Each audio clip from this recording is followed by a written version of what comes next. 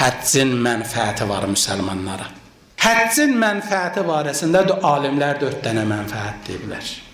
Birinci mənfəət deyiblər insanın əxlaqı mənfəətidir, insanın əxlaqı xeyridir. İnsan o zaman ki gedir, mütəal Allaha ləbbek deyə ehram bağlayır, özgələrinə halal olan şeylər.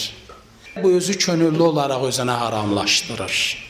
Bununla bir növ tərz, bir növ sülük, bir növ yaşayış tərzini özünə adət vermək istəyir ki, insan evladı çəkinməkliyi və çəkinməkliyi ilə həyat tərzi yaratmağı öyrətsin. İnsan evladının səadətinə çatmaq üçün əgər insanda çəkinmə qüvvəsi olmasa qeyri-mümkün insan səadətə çatar. İnsan özün yaşayışın, həyatın axarına buraxarsa qeyri-mümkündür bu insandan nəsə ola.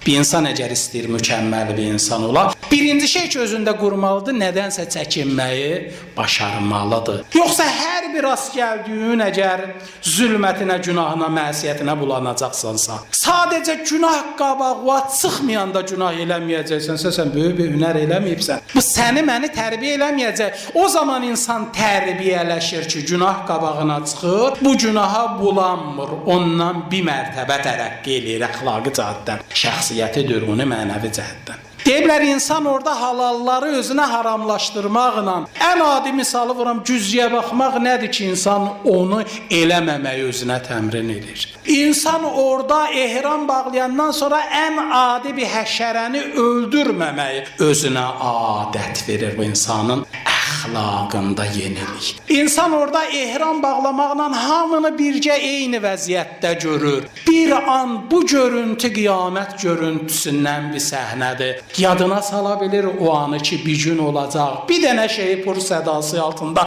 bütün xəlayiq eyni libasla ayağa qalxacaqlar. Bu onun bir məzhəri, bu onun bir görüntüsüdür. Bu insanın daxili əxlaqında təsiridir. İkinci təsir ki, deyiblər müsəlmanlara, həccin mənfəəti və faydasıdır, deyiblər həccin siyasi mənfəət faydasıdır.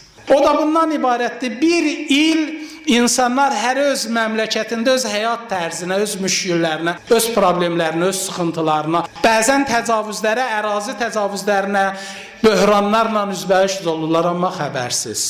Amma ildə bir dəfə möhtəşəm bir dənə yığıncaq. Bu yığıncaq ki, əgər o yığıncaqda müsəlmanlar eləyə bilərlər, dünya müsəlmanlarının problemlərini orada müzakirəyə qoyub və onun haqqında real həll qərarları qəbul eləyərlər. Təsəvvür edirsiniz, dünyanın hər bir nöqtəsindən gəlmiş, bütün dünyanın tabiiyyəti olmuş, bütün dünyanın pasportun, vətəndaşlığın daşıyan insanlar yeşilliklə, milyonlarla say qədərində bir qərar qəbul eləyərlərsə dünyada, bununla müqabilə eləməyi başaracaq ikinci belə siyasi toplum yoxdur. Və əgər bir gün həccin fəlsəfəsi bu idisə təəssüflər olsun ki, bu günləri bu unudulmaqdadır. Bugün həcc öz mahiyyətini demək olar ki, itirib. Amma həccin fəlsəfəsindən, səbəbindən, illətindən biri bu idi. Bu idi ki, orada insanlar gəlsinlər, bir-birləri ilə dərdləşsinlər, ölkələrinin, millətlərinin, qəsb olmuş ərazilərinin, torpaqları barəsində bir-birlərinə danışsınlar və beynəlxalq etirazın ocağına çevrilsin ora. Deyiblər, bu insanların, müsəlmanların və dünyada heç bir ikinci bir məktəbin sahibi olmadığı bir dənə siyasi toplum mərkəzi. Dünyada heç bir ölkə eləyə bilməz eyni zamanda 6 milyon, 7 milyon insanı eyni mövqedə səfərbər eləyə, eyni zamanda, eyni məkanda. Amma İslamın dini ayini bunu təmin eləyib. Yetər ki, bundan doğru düzgün istifadə olunsun.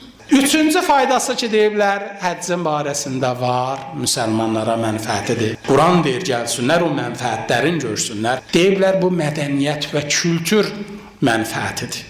İnsanlar dünyanın hər bir yerində yaşayan müsəlmanlar gəlsinlər, orada həm dini ayinlərinin özəllikləri ilə məşğul olsunlar. Zamanında, əsrində Peyğəmbər və onun məsum əhl-i-beyti ilə görüşlər, seminarlar təşkil olunsun orada. Və indiki zamanlara da gələndə dünya müsəlmanlarının önəmli alimləri ilə təşkil olunan seminarlar və insanların bir-biri ilə mədəniyyət mübadiləsi, bir növ bunların mədəniyyət və kültüründə irəliləyişə, maarifləşmənin dərinləşməsinə səbəb ola bilər. Buna həcc təmin eləməlidir. Deyiblər, həccin 4-cü faydası, bəhrəsi dünya müsəlmanlarına iqtisadi bəhrəsidir.